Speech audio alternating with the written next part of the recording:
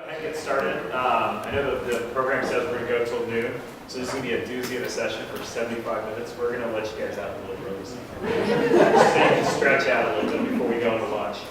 So my name is David Burns. I graduated in 2006 from UCLA, and like many of you, I was a network leader for a number of years before I joined the team here. I'm responsible for our East Coast networks, which in a very westward-centric universe means basically Texas going all the way east. So we're really happy some of you guys came from very far distances. I see my Houston folks here, and then we have Atlanta and Boston and Washington, D.C., and it's just really, it means a lot to us, I think, for you guys to not only take time out of your schedule, but also fly out here. We also have a lot of local folks, and what I want to do before we get started is I want to have all you guys kind of introduce yourselves. Just say your name and your network that you're with. So go ahead and start over here. Denise Paul, Boston. I'm Bill Gagenheimer from Reno, Tahoe. I'm S.J. Hodges. I'm the Assistant Director for Alumni Affairs for TFT, and we just started TFT East, which is our New York City-based alumni. Hi, I'm Nicole Luque, the Vice President of Roseville Bruins in the Pasadena area. I'm Monica. I'm President of the San Diego Network. I'm Kamika. I'm President of the Atlanta Network. Charlie Colby from the Alumni Band. I'm Phil, President of Sacramento. Lisa Lee, Vice President of the Orange County Bruins.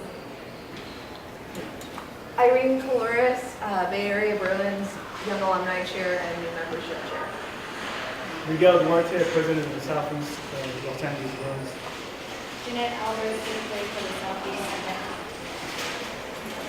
Karen Rao, Sharon Warren. Spencer Miller, President of the Cape Valley Bruins. Paul Chandler, Secretary of the Narrow Valley Bruins. Robert Meyer, Central Coast Bruins. Wendy Meyer, President of Central Coast Bruins. Melissa Anderson, Houston Texans Bruins. I'm Bill Salibi. I'm Vice President of Chapter Development, Bruin Professionals. Don Schuster, San Fernando Valley Bruins President.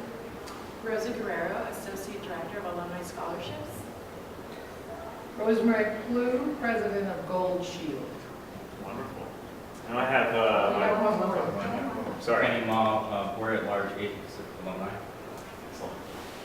Sorry about that. I want to have my colleague in the back also introduce himself.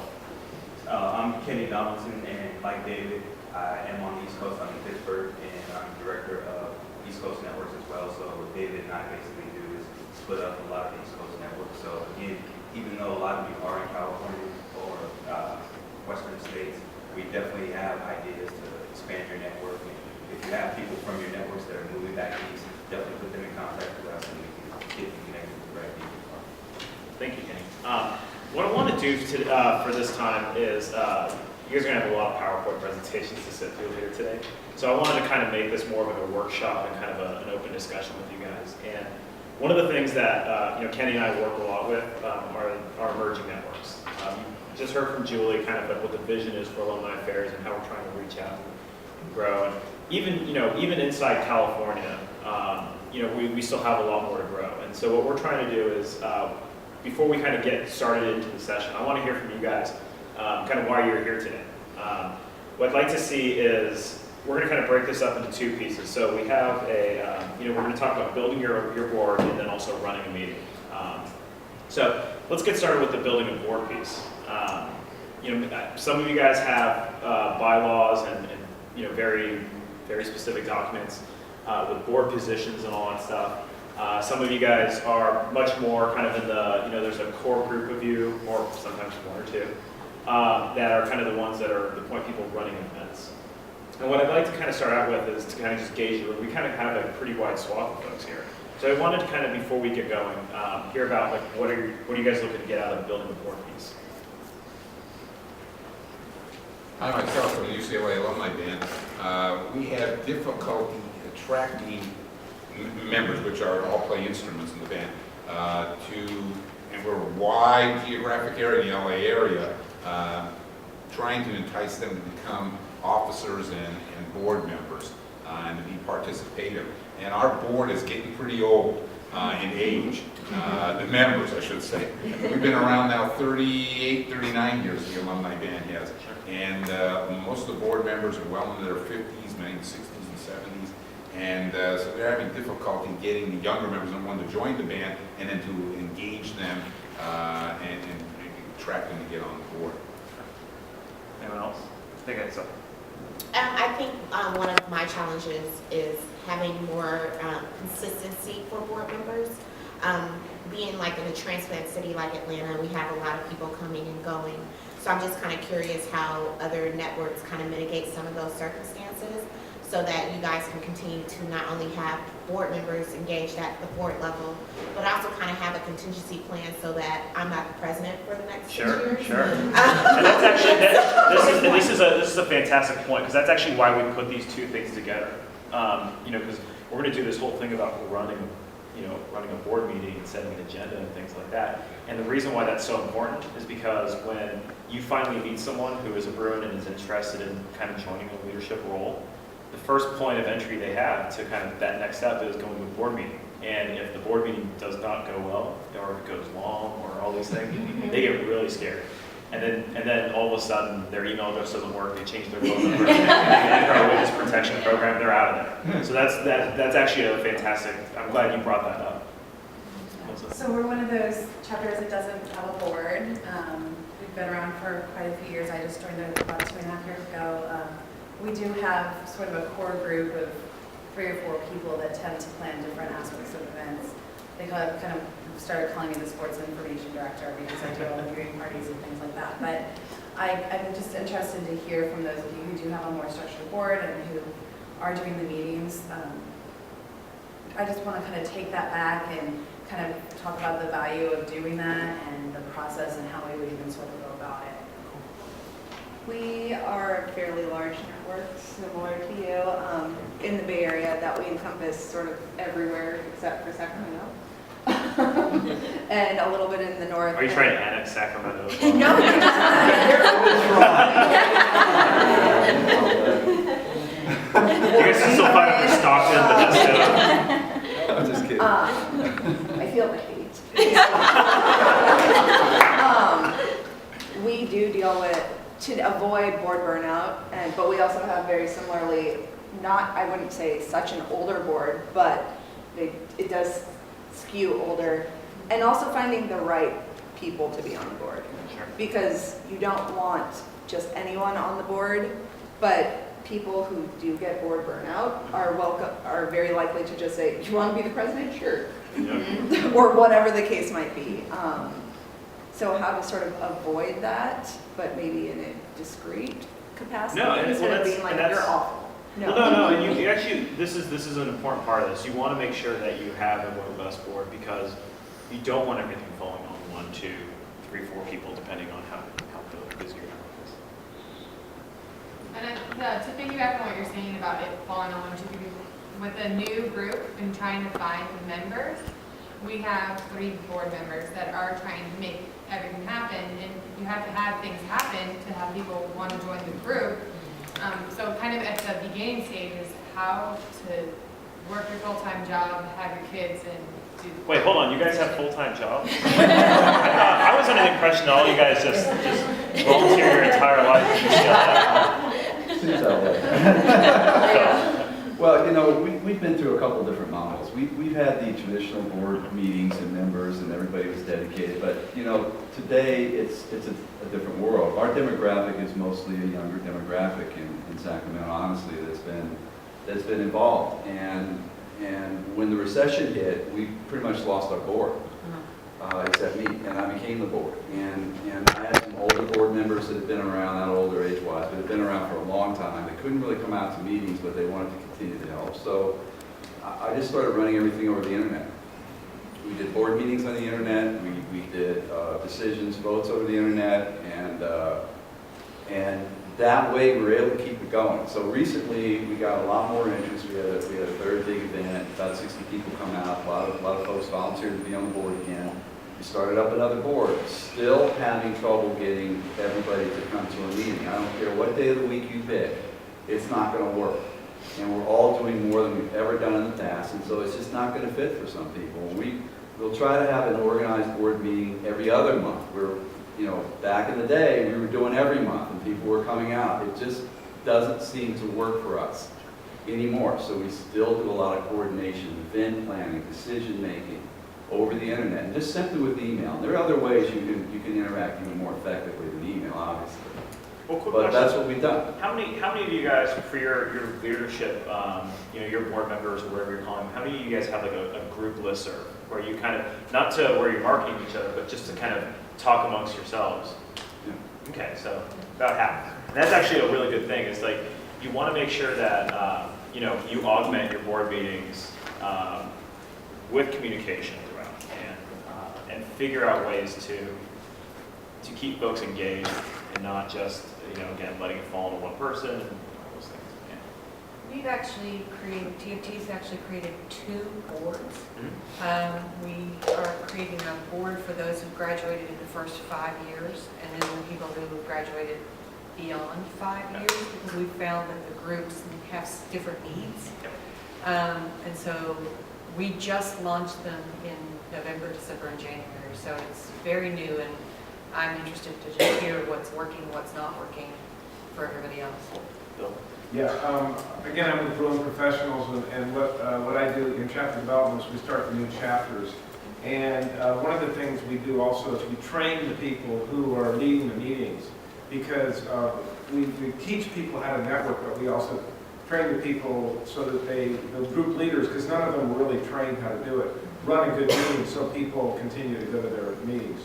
So why I'm here is to see if, I think I know everything about it, so I'm being a know-it-all. I'm trying to learn some new things. And the idea to turn a BO, I have something to teach you. to make sure that a BOARD meeting is not, as it always is, a BORED meeting. Because so many of them are, and so few people really know how to run a meeting and keep it, effective, crisp, and so people are energized when they leave the meeting and they're not drained. 2 younger people on the board that can do the social media. And we've noticed we have so many more people at our events, and we have so many people more interested. And, I could never do what this young man did in 5 minutes would take me 3 days. So, And that's going to be an important theme you hear through this conference is the communication with our alumni. And another kind of point from that, the demographics of all of our regions or our individual groups, either affinity or diversity, they're going to be very different. So you do really have to look at how you structure your board or how you structure your leadership group to match that style. A lot of especially when you go East Coast, a lot of those folks stay there for 10 years. They find someone, they get married and go back to California, and they're gone. So you don't have the institution knowledge, and you don't have kind of your longer term support. So especially in those cases, you have to make sure that you're staying on top of it to kind of get new people transitioned. But I like that idea of 2 boards, because in my area, it's Camarillo, Oxnard, whatever. And originally Camarillo was more of a retirement community. Now they're building, and we have a lot of young people in there. So I think if you have a combination on your board, the kinds of events that you have different kinds of events, things that include kids or kids, and that's what I'm doing. But it's really important to have somebody who can do the social media. Absolutely. What I wanted to share about my board is that we have about 6 people that consistently go to the meetings, but we do so much different types of activities, so we make sure that one person is kind of in charge. And so so we have a division that is Bruin Plus that I co-founded, and that's specifically on personal and professional development. And so I have like a little committee meeting with that board, but then I would update our OC Bruins board meeting. And then we have a women's group that does, their meetings. And then we also have the young alumni. So that board just plans events for under 10 years. And then we have the social media board.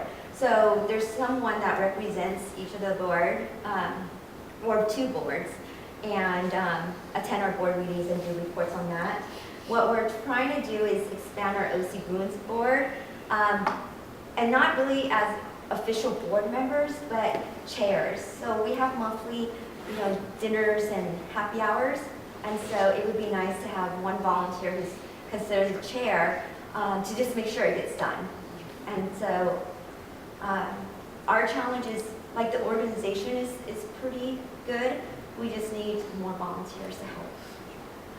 I think something I'd love to hear from the chapters that actually have in-person meetings and those that don't, especially those chapters that cover wide geographic areas, like the whole Bay Area and all of Orange County, because in Houston, we have similar issues with traffic and, you know, just transportation. And I think, I'm sure, obviously, we know in Tahoe, you know, they're not right next door to each other. So what are alternatives to having people actually sit in a room? Well, not good. I guess I'll take it. From our perspective, we usually have in-person meetings. And that, for us, that tends to work better, or if people can't be there, conference call them in and just have everybody there. But the way we do it, it's similar to you guys. We don't have whole different boards, but we have a social media chair. We have a young alumni chair. We have, like, and then different regional areas, because you're right, we have so many different areas. So we have San Francisco, we have Peninsula, South Bay. As long as we can have all of them and have somebody active within those areas, that's typically what we do. Is it a consistent meeting place, or do you move it like We one move time? them, so it's equal for everyone. So it'll be San Francisco one meeting, it'll be Peninsula, East Bay, wherever it tends to be. So it's not always just one area and one person feels like they're getting screwed the whole time. Nicole? I'm from Roseville, Bruins. Even though we're close geographically, we've had similar challenges of attracting people. And in the past, we'd have monthly meetings that would sometimes go on 2+ hours. And so we've transitioned to every other month. It's an hour max. And over the past year, we've had a couple younger alumni join our group, and it's been great because they have fresh ideas. And they haven't had to commit to being full-fledged board members, but they've taken on certain events that they plan, and those events have helped attract new people to our group. That's a good thing. You want to make sure that, like, we're gonna use the phrase board a lot today. And that's just gonna be for us in this room, and many of you have boards. But feel free to adopt terminology and language that will, not intimidate and scare people away. Our alumni band, we've had one president for 17 years in a row, and we just changed. I became the new president last July, and the meetings were held at his home in the Chatsworth area, and so that was kind of it hurt people who wanted to participate but lived in Orange County now. So I started this year. We had our first meeting in Orange County. We're going to rotate or find a more central location downtown. C.F. Ford has helped us locate potential areas more central in LA to help it. Unlike the other organizations I think here, we're not purely a social group because we play at 14 to 20 sporting events a year. So the board has got to be very participative in that. We work closely with the athletic department to pick up gigs or events where the student band doesn't play. And so we need a lot of board participation to constantly plan those and to get members there. We have to have a band. We just can't show up at 10. We got to write this one. And for like the younger sort of networks, we found it was really helpful creating bylaws, or we're one of the ones who have bylaws. So you have your mission to sort of go forth from there instead of just spitballing ideas, so to speak. And that's going to be a big point of this, that bylaws are going to be your guide in this whole thing. You do need some level of structure that even if it's going to be for right now, it's just going to be a few of you guys kind of chipping in. Bylaws are going to be, your saving grace. It sounds really intimidating to have like all these bylaws. Well, they don't have to be boilerplate either. Like if you guys are super social and that's your end goal, make it that. Don't be, we're going to network. But that said, we do have bylaws that we like our groups to adhere to. Especially for a lot of, the just kind of the hierarchy of the university. So, Bill, and then yeah, since you were mentioning about Reno Tahoe being kind of spread out, and like a lot of other groups we are, and we're a very small group. We're just starting. We're kind of an emerging group, and a lot of us come from different areas. And I spend part of my time in Las Vegas, and so my board consists of 4 people at this point. And We had our last meeting on Skype. And it worked pretty well. So, there's ways out there, right? That's another reason probably we bring in some of the younger alumni who know more about the social media stuff. I was a CS major, so I kind of kept up with it, kind of sort of. But, that there are ways to have some of those face-to-face type meetings, even if you can't all be in the same room. Janice, and then what I'm going to do is after Janice is done, we're gonna go kind of into an exercise. And you guys feel free to still participate. We're just going to kind of move into the next stage because I think we've now set the table really well for where we're going to go on this. Yeah, just a couple of things. I've had a board, I think, for the entire time I've been president, which has been about 7 years now. And I've always found that meeting in person is the best. However, conference calls are great. Skyping is great. I'm a project manager, so I bring a lot of my professional experience into this role, and it's really helped with You mean when you're running retention. projects, you're bringing your UCLA? There's some, networking aspects to that, absolutely. So there are a lot of things that you can do to also set expectations. So when you're looking for new board members, a lot of people will ask, so what do you guys do? And just level set, okay, so this is the number of meetings that we have. I usually try to keep the meeting to about an hour, really structure it, and usually I throw in dinner, so. And it's usually at a restaurant where we can just talk and get updates of what's going on with UCLA, the Alumni Association, event planning, which is a big part of it. So cool. So I'm going to use this. Kenny has a handout, a double-sided one. And we're going to kind of go into, take these home. There's a little space for notes, so make sure you take down notes. And you guys have notebooks too. That's what's going to work for you. And what we're going to do is, can I get one?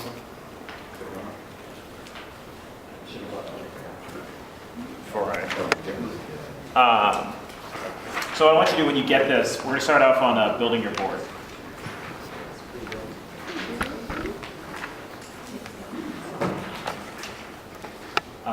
The good thing is I think we actually have a pretty good mix of groups in here. We do have some emerging, we have some established. And what I want to do is, I'm not going to read the sheet, these are just kind of your tips for this, but what I want to do is start out with board positions. Okay, we're going to get real formal for a second. The bylaws template that we send around, that we like to use, of course, add to it. We have a president, a vice president, a secretary, treasurer. Is that what your guys' boards look like? What do you guys have for your roles?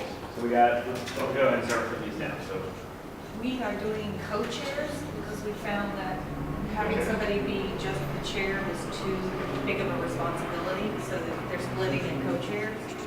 and that co-chair is serving as like a president? Yeah, they're Okay. splitting the role of a president, and we have secretaries. We have an external communication person, so that's like our PR, social media person. And we have legal counsel for both. Oh, how many of your guys' boards have legal counsel? Oh, interesting. We have treasurer. We have that. We have a lot of attorneys. Treasurer. We have regional directors as well. And then we've split up social media and PR into 2 separate areas altogether. We have a graduate chair who deals just with grad students because they're a little bit different. Grad students. Oh, a family two chair? secretaries, a recording secretary and a correspondence secretary.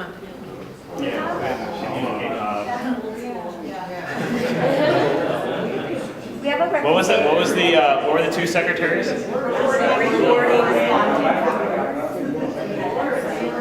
Okay. Am I missing anything? Any of you guys have young alumni chairs? Oh, that's me. Okay. We have representatives from Anderson School. We did. Our vice president is also our president-elect. Yeah, that's a little more position. Yeah. All right. So how many of your guys' boards look like this? Where we have what? 1, 2, 3, 4, 5, 6, 7, 8, 9, 10, 11, 12, 13. 14 through 16, maybe another co-chair, president-elect? Ours does. Yours does, okay. 15 members. So, some of you guys are probably looking at this going like, oh my God, like this is a lot of people. I know having been a leader myself, like, shoot, we'd be lucky to have this many people show up to a meeting. But what I want to do is kind of throw these out here and get you guys to think about the different kinds of leaders that you can have. You want to find ways so that people don't burn out. You want to find avenues where they can kind of take their skill sets. I like the idea of like webmaster or social media folks, because you have folks who do that professionally in their life, and many times they're able to do that for your alumni chapter at the same time. And later today there's a session about new tools, and hopefully I think we're trying really hard to build new stuff, so kind of you don't have to have those burdens of a webmaster and your own separate websites. But like I do like you kind of channeling that energy. I can actually type this up and send it to you so you can like actually read it, because my handwriting is awful. I don't know why I decided I should be writing stuff on the board. But what I want to do is just kind of, you guys like see anything here that you're not doing that you would like to have on your group? Is there something that like you don't have on your group right now that you'd like to see that is something we should just have pop up? We just had a meeting earlier this week to try to generate more committee members, and I think that there's an organization in our town that already does that model, like you guys talked about, chairpersons for the types of events. I think I've watched that group be very successful, and so getting people, I asked them, why don't you be the chairperson for that? That was an intimidating word. Sure. So how to get people to say, you already like volunteering, can you just find an event for us to volunteer at? So how can we make it less intimidating? Well, I think, you just use the word volunteer, and I think that is actually a really good way to put it. We're all volunteers. I mean, you guys aren't being paid by us. You guys aren't getting paid by treasurer. You're probably not. You guys are all volunteers, and I think really embrace that term. Like really, this is a form of commitment to UCLA. You guys all traveled to get here today, which is impressive. And sometimes, the formal board of directors and chair, those sometimes are barriers. And if you just call it a volunteer, it may help you guys out.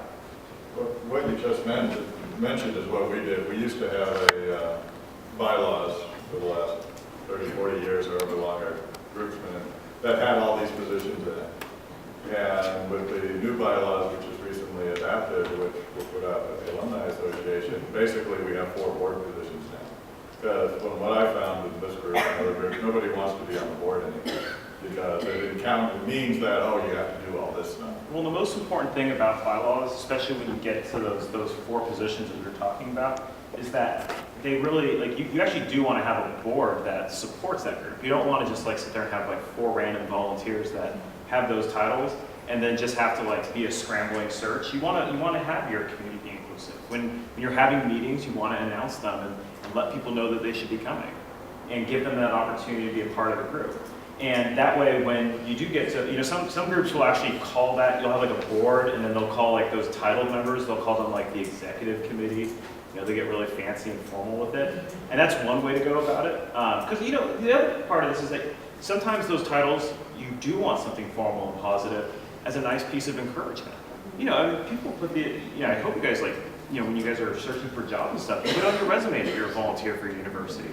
And if you do serve a year as treasurer, if you guys have bank accounts, that's a huge responsibility. That is a complete life skill set that translates when you're looking for a job. And so, again, this comes back to what I was saying about for your group, you want to say what's comfortable for your region and especially what your demographic looks like. And to kind of go back to this point over here about having committees, committees could be a very good way to channel this energy. If you can find the 4 folks to get into those top positions, and then find ways to bring people in through a young alumni committee, or even a sports committee if that's kind of the group. I know one of the things that I struggled with as an alumni volunteer was finding a bar that would put up with us. We're very nice people, and I've been told that we actually tip pretty well, so that was but you want to find when you're doing that whole thing, you want to especially on the East Coast. Games start at 10 p.m., so they got to stay up late, you got to make sure sound is on, you got to do all these these things or whatever. And the biggest piece is, and we're going to kind of, if you look on your sheet about this, you want to be visible. It means nothing if you guys are meeting in an undisclosed location on the second Thursday of every other month, and not actually be visible yourself. And so like sometimes when you do these committees, we've of course these top 4 guys, you have to go to everything. But when you do committees, maybe that's a good way of delegating responsibility, because it's hard when we all have lives to be at every single thing at every single time. And that's also a really good way to kind of get people to stick around. Have you guys explored from a higher level any type of incentives for people who do serve as board members or higher board positions across these regional networks, just so that you can continue to maintain engagement? And the reason why I ask that, just because I serve on a couple of other boards in Atlanta, and one of the perks of serving on like my United Way board is that I'm always going to be able to have top billing for whatever event. I'll always get first come, first serve. So I'm just curious if you guys have started to explore those types of models. We've talked about it a little bit, but honestly, we probably need to do more in that space. I think, especially having been an alumni volunteer, it sometimes feels like the most thankless job in the world. Yeah. Your local alumni sometimes don't realize how much time you put into it. It's sometimes, you come connect to campus and stuff, and it's tough. And I think that would be something that we should kind of explore more. I'm actually staff for TFT, so I am the only paid person in this group working with Alumni Affairs. But I actually am trying to, for my board members, get them into events that only they get to come to, or get them into donor events that they wouldn't be normally invited to, because we have at least for me, because the vast majority of our alumni are artists, and for the first 15 years, they're not going to be able to write a check to the Alumni Association.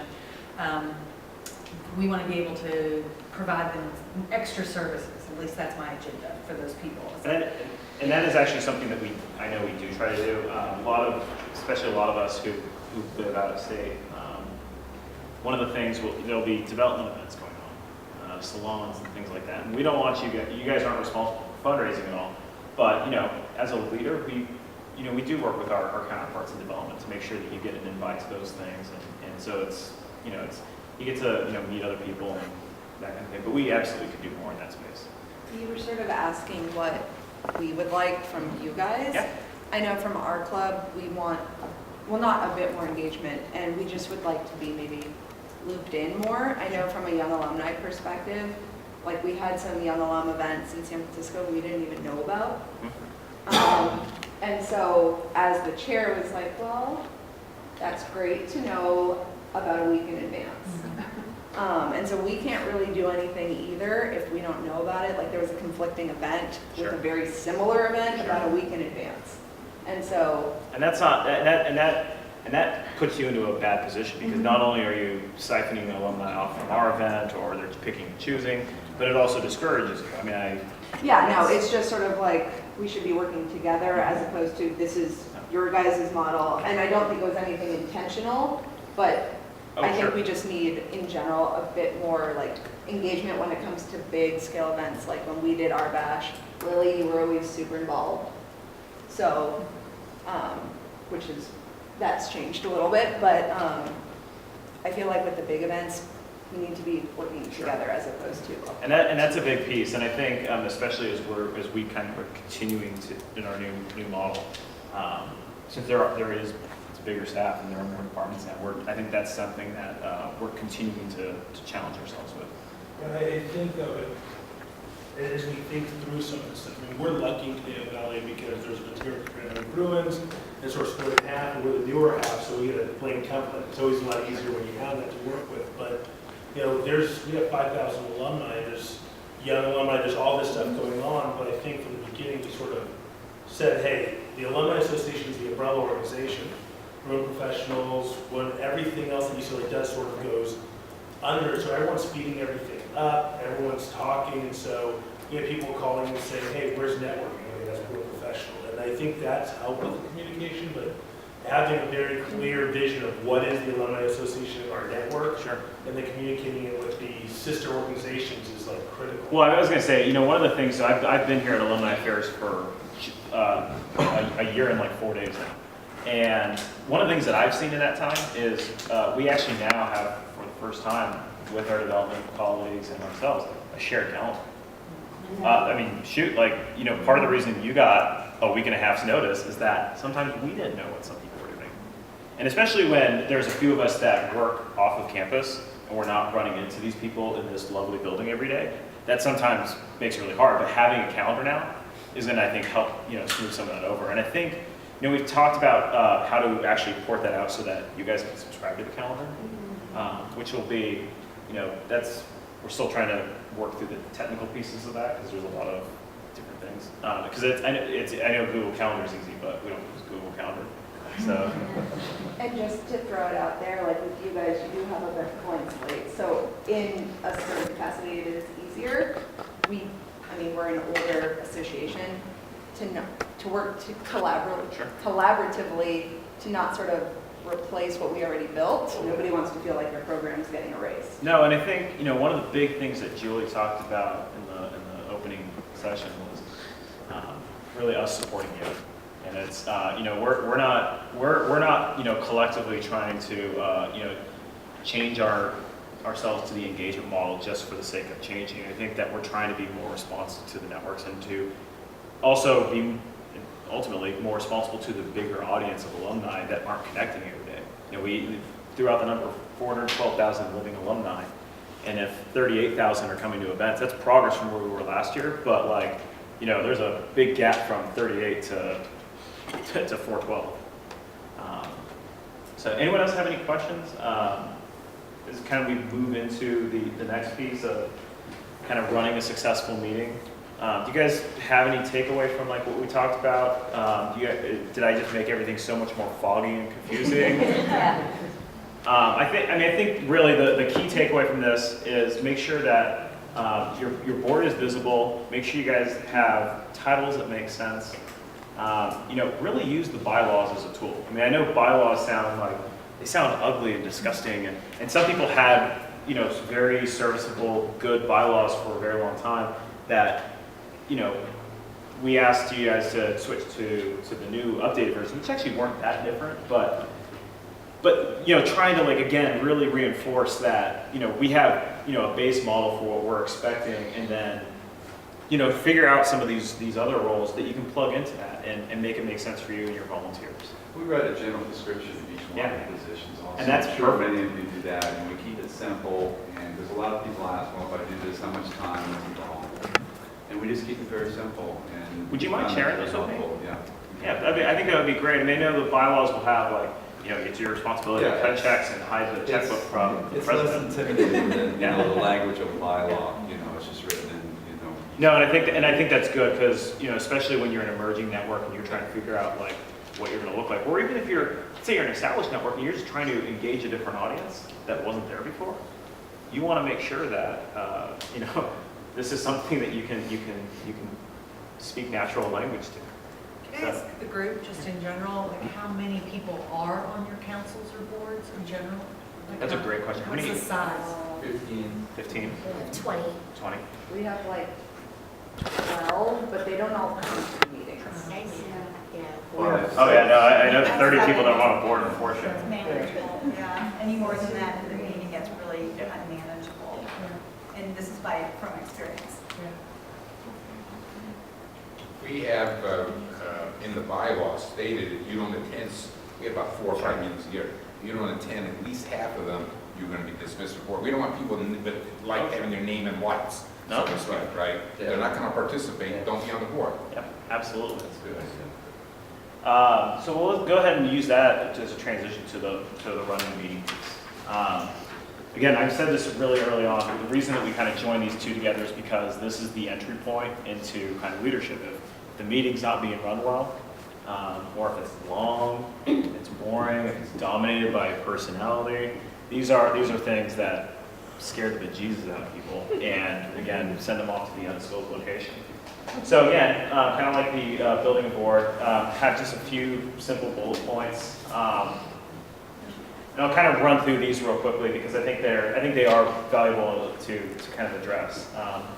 You know, the big thing, we're all professionals, we're all busy people, and the big thing is to stick to a predictable schedule. And the reason why that's important is because you want to use your predictable schedule as a mechanism for getting people involved. And you know, we're going to talk a little bit further down about whether you guys do this on Google Hangouts, Skype, if you guys do Uber conference, you go to a conference call, or if you guys can meet in a fully disclosed location. You know, those are all very good pathways, but making sure that it's predictable and manageable for people is an important thing. You know, it's not necessary that, I mean, I feel for every board meeting to have the same 6 people every single time. I mean, you don't want folks that join and, again, take their name into the lights. The very prestigious title of board member of network. I wish everyone loved having that board title so much. They all jumped up and joined our board. Yeah, that's a good problem to have. But I think making sure that it's on schedule is going to be a huge point for getting new people involved. Biggest thing when you actually get into a meeting is being mindful of time. How long, how many of you guys keep board meetings under 30 minutes? An hour? 90 minutes? 2 hours? 2.5 hours? 3 hours. 3 hours? Did I miss anyone? Are any of you guys meeting for more than 3 hours? Okay. So we saw a fair number of hands go up for over 60 minutes. I think it sounds like probably an hour and a half, somewhere in there, kind of your sweet spot. What time of day do you guys do your board meetings?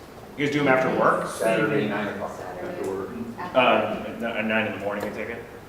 You guys are say some groups will be at the bar, maybe Saturday night, 9 p.m. Like I think that's where all the people are going to do board meetings. I mean, I can tell you right now, that's why you don't have young people.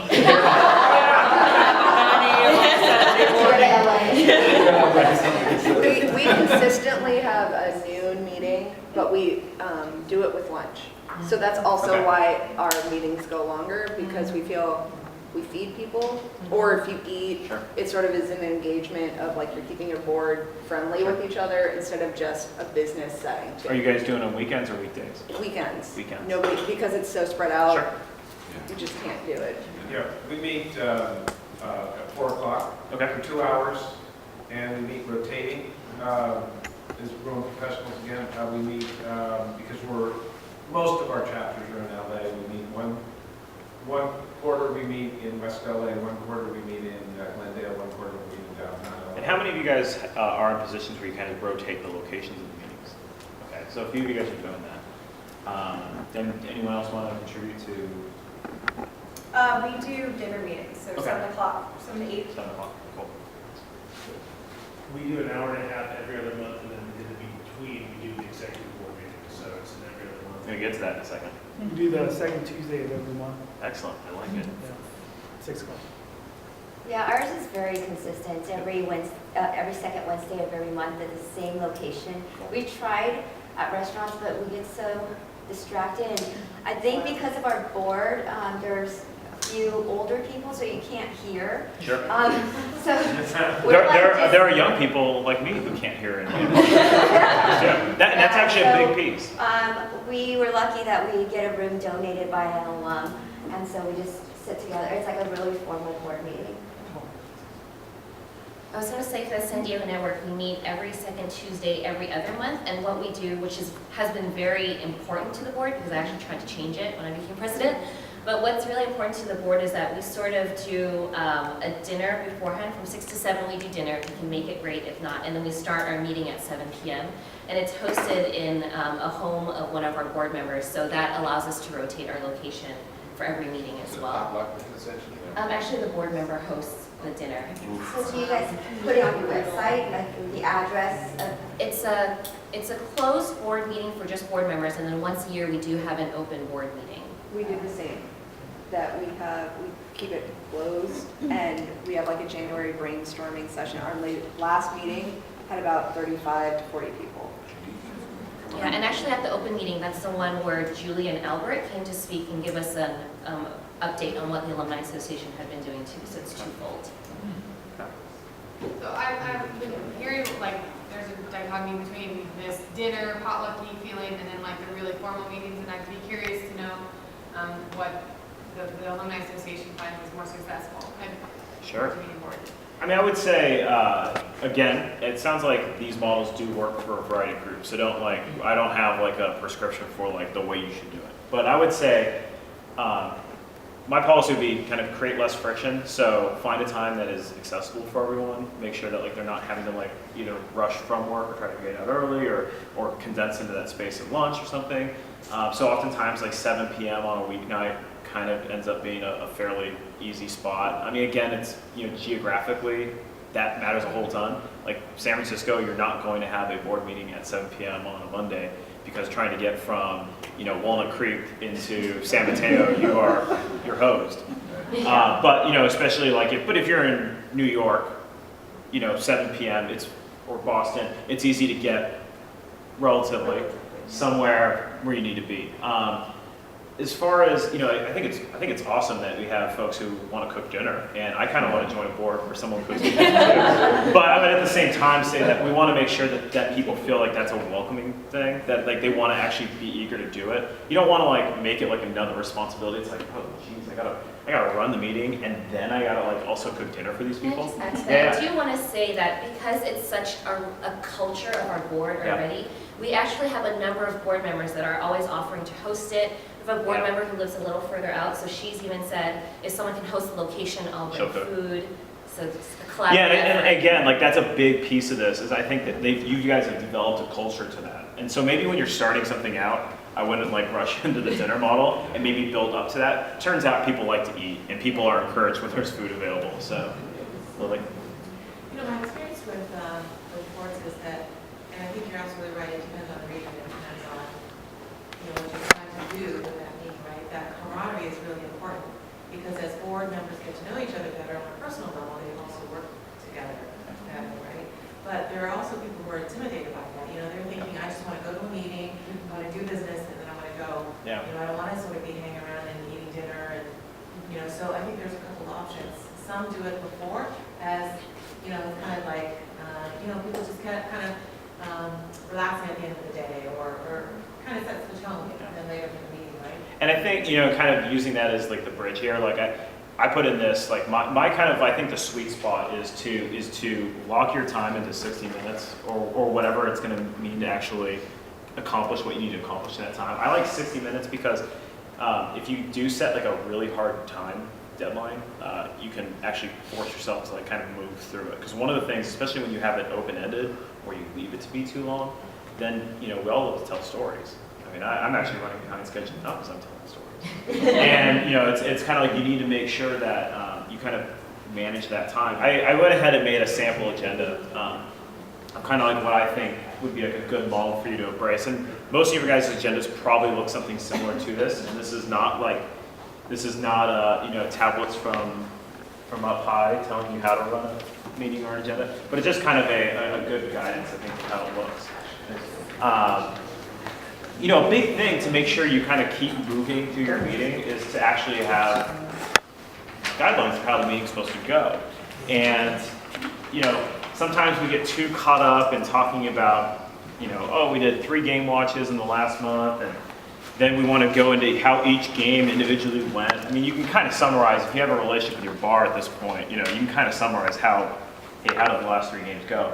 Turnout was this, and this, and kind of want to lump that stuff on the end.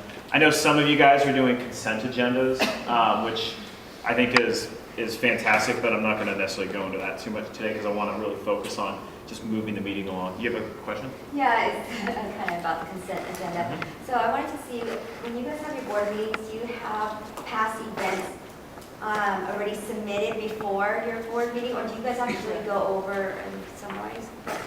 It depends on how big the event is. If it's like a 50-person event, we typically talk about it. But if it's like a weekly viewing party. It's Yeah. like, went great, let's move on. Yeah.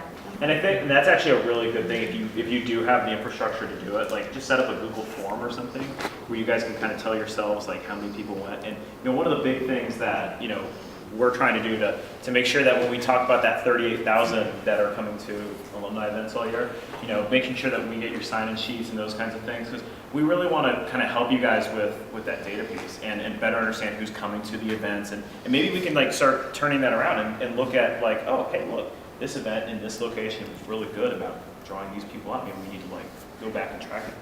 We have an online registration for our members for our gigs. We have to know, the instrumentation, who's showing. And that was pretty easy for us to put together, so that might help you if you have something like that, to know how many. But I think too, kind of tie this back, having like, even just for your own board, where you guys are reporting back after the event happens within 24 hours, because the worst part is when you get into a situation where you have an event that takes place like a week after the last board meeting, and then 3 weeks goes by, and it was a really great professional development event, but shoot, we've done 6 things since then, so, and you're not actually going over. But again, that's part of the focus. You don't need to beat the dead horse on the game launches. Well, we're sending out, I'm sure everyone's our monthly newsletter, with the presidents and those things, so we're recapping it there. Yeah. So that way you don't have to do it Exactly. And that's I love that you brought that up, because we don't have to write 6 narratives about how the event went. I mean, think about like when you're, think about this as a whole pathway. Like if you're going to be writing something about how the event went and sharing it at a board meeting, think about how this is eventually could be copy for your newsletter. Do you have a question? We use a similar agenda when I only have 4 people show up sometimes, 5 people show up for a board meeting, and it's still tough to keep it to an hour. I don't want to do larger boards to even possibly think about it in an hour. But I actually put the time. If it starts at 6 o'clock, I put the time next to each one of these events, so I can keep it more on schedule and try to cut down, the sidebars. Kind of going into this, what do you guys' minutes look like? Long. They're long. Are you guys taking minutes? Yeah. Okay, good. I want to hear that. We send it out to our members too. Yeah, and the highlights. Yep. We send it out to our members. And again, this is kind of in that feedback loop. We want to make sure you're doing this because your group isn't just about having, have you guys collectively group in a secret lair and just figuring things out. You don't need to like send your newsletter to have like 12 pages of meetings attached to it, but again, think about how you can incorporate it in your feedback. I'd say the minutes are kind of like, Paul's our secretary, and he's spectacular. I mean, with the minutes and everything, to the point where we have like 35 people that come in and out of meetings, and then we have about 20 showing up. So last meeting 2 weeks ago, he sends out the minutes. We have 4 or 5 people that weren't there, that I got emails from, hey, I want to be involved in this, I want to do this. So it's, the good, clean minutes are like a critical part to keeping everything just moving in this.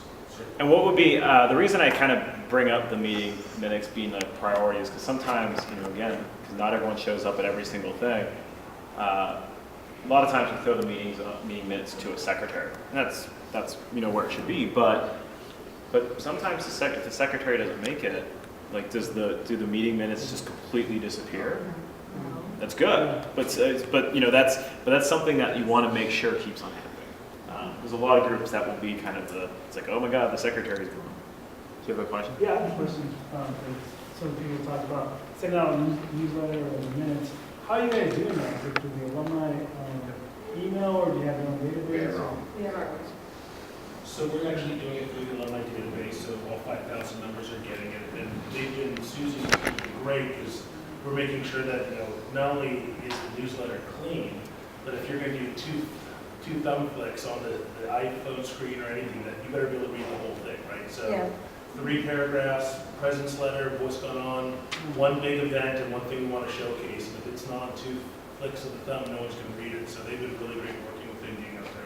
And there's going to be a session later today about the new tools we have, and EA Mailer is something, I remember when I was a leader, the biggest thing that I was like, give me the list, like, if only we just had a list of all the alumni hiding in Washington, D.C., we would be able to like fix this whole problem forever. Because communication is such an essential part. And the EA Mailer thing is going to change your life. And I think having access to that list and being disciplined about writing your email stuff is going to be tremendously helpful. So if you guys are really into that kind of stuff, that new tool session is going to be great. From there, let's kind of go down the list. One of the big things, we want you guys to kind of change your boards every year, and a big piece of that is to get new folks involved. We heard 17 years was the alumni band president. How many, the presidents in the room, how long have you guys been president of your chapters? 1 year. 1 year, 2 years. 2 years? I forgot. You forgot? 1 and 2. Okay.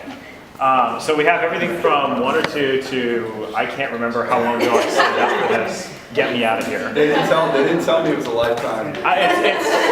Alumni Affairs is like Hotel California. So just kind of think about that as how you go. The reason I bring this up though is that when you do have a new board come in, look at when you guys are doing your meetings, and oftentimes you guys will keep doing that second Monday or the third Tuesday or whatever because there was a habit going into that. But making sure that whoever the new community is, making sure that they have time to go to these things. I have a question, because in our bylaws, you have to serve for at least 6 months to a year before becoming a board member, which we've found effective because it actually shows commitment to the club. If your sort of model of changing every year, that wouldn't work. What do you guys then suggest? Because we've found it not necessarily ineffective, but there's less commitment to the group if it's just sort of you show up to a meeting or two, you want to be the treasurer, great. Let's have you on. Sure. Well, I think it's not like you have like you serve one position for 1 year and then you disappear into the ether. I think the idea is you want folks to serve on board, and really when I'm talking about rotating the positions for once a year is the leadership positions, those kind of the top four offices. I think we'll see in a couple of years whether it still stays at 1 year or if we can do 2 or whatnot. But really the goal here is to make sure that we don't just create burnout on someone. I think we have some groups that have actually told me they're like oh my God, I can't wait till this year is over because it's just they're so intense. And that's a group with a board that is able to be assisting and helping and all that stuff. So it's just again you want to kind of find what makes sense for your culture, but at the same time you should be welcoming of new energy and be an inclusive community to get people involved. Kind of from there, the next piece I want to talk about, we heard people's homes in the kitchen where they're making dinner. We've heard bars and restaurants. Where do you guys do your meetings? Meet at the Pasadena Senior Center. Okay. One of our board members is the director there, and he lets us use the space. That's awesome.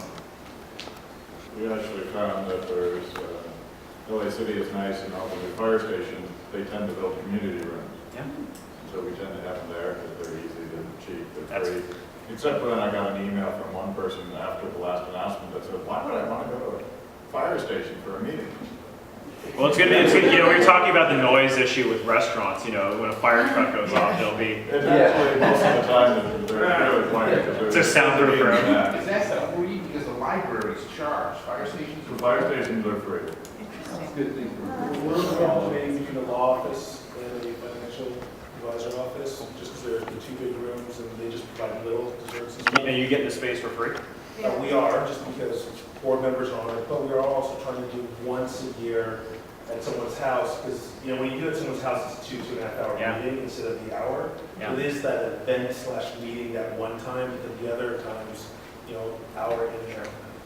We do conference room, but it works well because we do it on a weekend too. So if your office has a conference room, just go, nobody cares generally on Saturday. So we used to do that. We're trying to get back to it. We've done restaurants. I think it's ineffective doing it at a restaurant for the reason you mentioned. You're yelling at each other, or if you have a large group, one person's at the end of a banquet table, no one can hear on the other side. And honestly, if you're at a restaurant, it's real tempting to get sidetracked when your food arrives, when people are ordering beer and wine. Restaurants, sometimes that's like a last resort. Yeah, and it was the first time we had done a board retreat in years, and I kind of just went off of, this is what I think our goals are, and then how do we plan out the year, but I'd love to get some ideas, feedback on how best to structure a meeting for planning out the year. Well, and you guys just did So we typically do that. So we do the printing of when graduation is, when first football game is, because we, especially with graduation and the first day of school, we need to know that for our send-off. Because we tend to be one of the last send-offs, and we don't want it to be during move-in weekend. Sure.